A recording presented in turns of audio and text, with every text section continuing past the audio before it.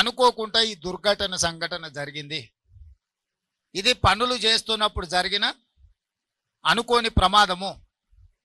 ఇలాంటి అనుకోని విపత్తులు ప్రమాదాలు జరిగినప్పుడు రాజకీయాలకు అతీతంగా అందరం ఏకమై సమస్యను ఎదుర్కోవాలి, సమస్యను పరిష్కరించుకోవాలి.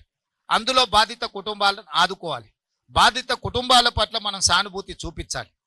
వాళ్ళు ఇతర రాష్ట్రాల నుంచి బ్రతకడానికి కూలీలుగా వచ్చిన వాళ్ళు, ఇంజనీర్లుగా వచ్చిన వాళ్ళు ఇవాళ మన ప్రాజెక్టు పూర్తి చేయడానికి పనిచేస్తున్నప్పుడు ఆ కుటుంబాలకు సమస్య వచ్చినప్పుడు ప్రభుత్వమైనా ప్రతిపక్షమైనా అధికారులైనా సామాన్యులైనా ఆ కుటుంబాల పట్ల చూపించాల్సిన సానుభూతితో పాటు ఆదుకోవడానికి అవసరమైన ప్రణాళికలు చేపట్టాలి.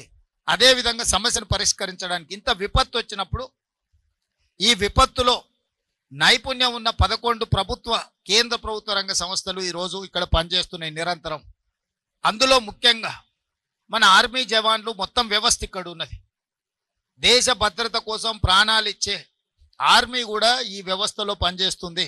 టన్నెల్ ఎక్స్పర్ట్స్ ఉన్నారు, సింగరేణి ఎక్స్పర్ట్స్ ఉన్నారు, నేషనల్ డిజాస్టర్ మేనేజ్మెంట్కి సంబంధించిన వాళ్ళు ఉన్నారు. అంటే ఈ దేశంలో ఎన్ని రకాల సంస్థలు ఉన్నాయో రాష్ట్ర కేంద్ర ప్రభుత్వ రంగ సంస్థలతో పాటు ప్రైవేట్ ఏజెన్సీస్ కూడా ఈ సమస్యను పరిష్కరించడానికి సంపూర్ణంగా ఈరోజు ప్రభుత్వానికి ఈ సమస్యను పరిష్కరించడానికి అండగా నిలబడ్డాయి. అయినా 8 మంది ఈ ప్రమాదంలో గల్లంతైంది. ఇప్పటి వరకు వాళ్ళ ఆచూకీ తెలవలేదు. వాళ్ళు బ్రతికున్నారా, వాళ్ళు మరణించినరా, లేకపోతే వాళ్ళు ఏ పరిస్థితిలో ఉన్నారో ఇంతవరకు నిపుణుల్లోకి అంచనాకు రాలేదు.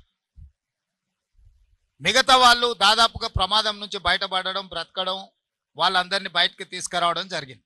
ఇప్పుడు ఈ 11 సంస్థలు నిరంతరము దాదాపుగా 22 తారీఖు నుంచి ప్రతి క్షణము రెస్ట్ తీసుకోకుండా వాళ్ళు అందులో చిక్కుకుపోయిన వాళ్ళ పరిస్థితి ఏంది, ఈ ప్రమాదాన్ని పరిష్కరించడానికి వాళ్ళు పనిచేస్తున్నారు. మనస్ఫూర్తిగా 11 ఏజెన్సీలను తెలంగాణ రాష్ట్ర ముఖ్యమంత్రిగా నేను అభినందిస్తున్నా.